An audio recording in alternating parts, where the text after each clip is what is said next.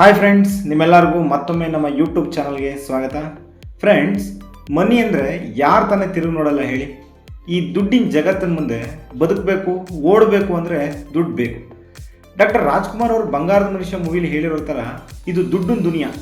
ದುಡ್ಡು ಇದ್ದರೆ ದೂರದವರು ಹತ್ತಿರದವ್ರು ಆಗ್ತಾರೆ, ಇಲ್ಲ ಅಂತಂದರೆ ಹುಲ್ಕಡ್ಡಿ ಕೂಡ ಒಂಥರ ಬುಸ್ಕೊಡ್ತದೆ. ಇವತ್ತಿನ ವಿಡಿಯೋದಲ್ಲಿ ನಾವು ಅದೇ ದುಡ್ಡನ್ನು ಇಂಡಿಯಾದಲ್ಲಿ ಪ್ಲಾಸ್ಟಿಕ್ ನೋಟಾಗಿ ಬದಲಾಯಿಸ್ತಾ ಇರೋ ಬಗ್ಗೆ ಫುಲ್ ಇನ್ಫಾರ್ಮೇಷನ್ ಕೊಡ್ತೀನಿ. ಪೇಪರ್ ನೋಟ್ಗಳ ಬದಲಿಗೆ ಪ್ಲಾಸ್ಟಿಕ್ ನೋಟ್ಗಳನ್ನು ಯಾಕೆ ತರೋದಕ್ಕೆ ಯೋಚಿಸ್ತಾವ್ರೆ, ಯಾವ್ಯಾವ ಕಂಟ್ರಿನಲ್ಲಿ ಈ ರೀತಿ ನೋಟ್ಗಳಿದೆ, ಯಾರು ಮೊದಲು ಈ ನೋಟ್ಗಳನ್ನು ಇಂಟ್ರಡ್ಯೂಸ್ ಮಾಡಿದವರು, ಇದರ ಲಾಭ ನಷ್ಟ ಏನು, ಇಂಡಿಯಾದಲ್ಲಿ ಈಗಾಗಲೇ ಈ ಪ್ಲಾಸ್ಟಿಕ್ ನೋಟ್ಗಳನ್ನು ಯೂಸ್ ಮಾಡ್ತಾವ್ರ, ಇದರ ಬಗ್ಗೆ ಒಂದು ಚಿಕ್ಕ ಇಂಟ್ರೆಸ್ಟಿಂಗ್ ಇನ್ಫಾರ್ಮೇಷನನ್ನು ಈ ವಿಡಿಯೋದಲ್ಲಿ ಕೊಡ್ತೀನಿ. ವಿಡಿಯೋನ ಸ್ಕಿಪ್ ಮಾಡದೆ ಪೂರ್ತಿ ನೋಡಿ. ನಮ್ಮ ಯೂಟ್ಯೂಬ್ ಚಾನಲ್ 77 ಕಾನ್ಕುಲರ್ಗೆ ಸಬ್ಸ್ಕ್ರೈಬ್ ಆಗಿ ಬೆಲ್ ಬಟನ್ ಮೇಲೆ ಕ್ಲಿಕ್ ಮಾಡೋದನ್ನು ಮರೆಯಬೇಡಿ.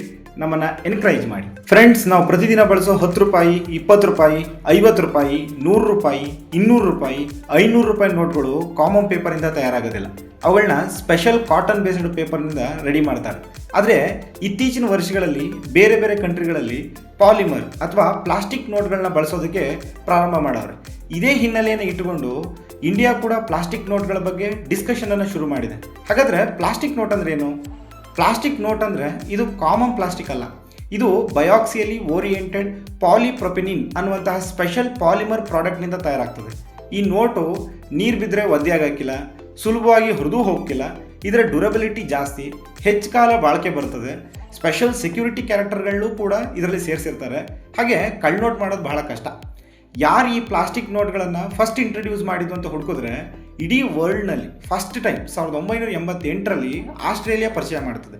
ಇದಾದ ಮೇಲೆ Canada, UK, New Zealand, Romania, Brunei, Vietnam ಸೇರಿದಂಗೆ 30ಕ್ಕೂ ಹೆಚ್ಚು ಕಂಟ್ರಿಗಳಲ್ಲಿ ಈ ಪಾಲಿಮರ್ ನೋಟ್ಗಳನ್ನು ಯೂಸ್ ಮಾಡ್ತಾರೆ. ಇನ್ನು ಭಾರತದಲ್ಲಿ ಪ್ಲಾಸ್ಟಿಕ್ ನೋಟ್ಗಳ ಹಿಸ್ಟ್ರಿ ನೋಡಿದ್ರೆ ನಮ್ಮ ಇಂಡಿಯಾದಲ್ಲಿ ಪ್ಲಾಸ್ಟಿಕ್ ನೋಟ್ಗಳ ಬಗ್ಗೆ ಹಲವಾರು ವರ್ಷಗಳಿಂದ ಡಿಸ್ಕಷನ್ ನಡೀತಾನೆ ಇದೆ. 2013ರಲ್ಲಿ ಕೆಲವು ಸಿಟಿಗಳಲ್ಲಿ 10 ರೂಪಾಯಿ ಪ್ಲಾಸ್ಟಿಕ್ ನೋಟ್ಗಳನ್ನು ಪ್ರಾಕ್ಟಿಕಲ್ ಎಕ್ಸಾಮಿನೇಷನ್ ಮಾಡೋದ್ರ ಬಗ್ಗೆ ಒಂದು ಸ್ಕೀಮನ್ನು ಅನೌನ್ಸ್ ಮಾಡ್ತಾರೆ. ಅದನ್ನು ಪೈಲಟ್ ಪ್ರಾಜೆಕ್ಟ್ ಅಂತ ಹೆಸರು ಕೂಡ ಇಡಲಾಗಿರ್ತದೆ. ಇದರ ಏಮ್ ಏನಪ್ಪ ಅಂತಂದರೆ ಆಲ್ರೆಡಿ ಚಲಾವಣೆಯಲ್ಲಿ ಇರುವಂಥ ನಕಲಿ ನೋಟ್ಗಳನ್ನ ಕಡಿಮೆ ಮಾಡೋದು, ಪ್ರಿಂಟಿಂಗ್ ಕಾಸ್ಟನ್ನು ಕಡಿಮೆ ಮಾಡೋದು, ಹೆಚ್ಚು ಬಾಳಿಕೆ ಬರೋ ರೀತಿ ನೋಡ್ಕೊಳ್ಳೋದು ಆಗಿತ್ತು.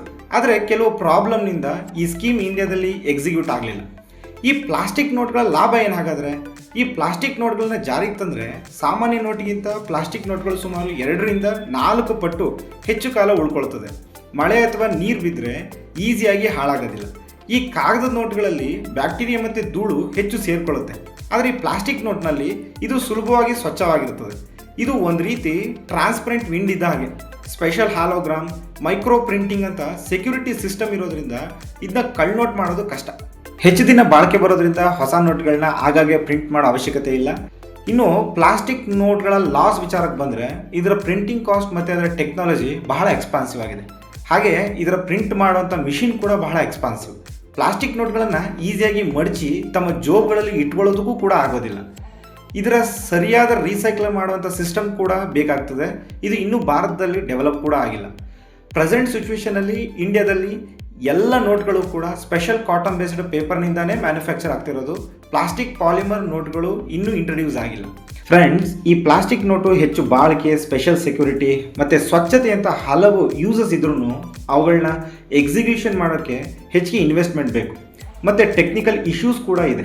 ಅದರಿಂದ ನಮ್ಮ ಇಂಡಿಯಾದಲ್ಲಿ ಕಾಟನ್ ಬೇಸ್ಡ್ ಪೇಪರ್ ನೋಟ್ಗಳನ್ನೇ ಬಳಸ್ತಾ ಇರೋದು. ಫ್ಯೂಚರ್ನಲ್ಲಿ ನಮ್ಮ ಟೆಕ್ನಾಲಜಿ ಮತ್ತು ಅವೈಲಬಿಲಿಟಿಯ ಮೇಲೆ ಈ ಬದಲಾವಣೆ ಆಗಬಹುದು. ಇದಾಗಿತ್ತು ಫ್ರೆಂಡ್ಸ್ ಇವತ್ತಿನ ವಿಡಿಯೋ. ಇಷ್ಟ ಆದರೆ ಲೈಕ್ ಮಾಡಿ, ನಿಮ್ಮ ಫ್ರೆಂಡ್ಸ್ಗಳ ಜೊತೆ ಹಂಚಿಕೊಳ್ಳಿ ಮತ್ತು ಇಂತಹ ಸೈನ್ಸ್, ಟೆಕ್ನಾಲಜಿ ಮತ್ತು ಜನರಲ್ ನಾಲೆಡ್ಜ್ಗೆ ಸಂಬಂಧಿಸಿದ ಮಾಹಿತಿಗೆ ನಮ್ಮ ಚಾನಲನ್ನು ಸಬ್ಸ್ಕ್ರೈಬ್ ಮಾಡಿ. ಮುಂದಿನ ವಿಡಿಯೋದಲ್ಲಿ ಮತ್ತೆ ಸಿಗೋಣ. ಧನ್ಯವಾದಗಳು.